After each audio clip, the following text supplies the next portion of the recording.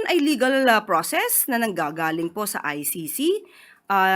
Hindi naman po natin ito maaaring pakialaman dahil ang kasong yan ay naisampa noon pa 2017 at hindi pa po Pangulo si Pangulo Marcos Jr.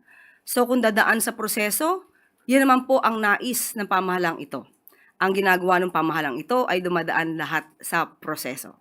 Nagawa na po before at ang sinunod po ay ang batas na umiiral sa ating bansa at nakipag-coordinate po ang ating pamahalaan sa Interpol. Kaya po naipadala ang dating Pangulong Duterte sa The Hague. Naninindigan po ba ang palasyo na walang jurisdiction ng ICC sa Pilipinas? Sa ngayon.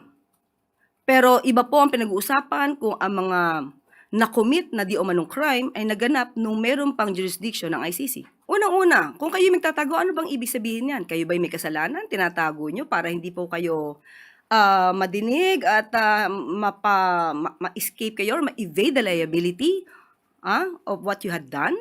So, hindi po kinakailangan magtago kung alam po nila na sila'y walang kasalanan, humarap sila at maging matapang sa mga maaaring proseso.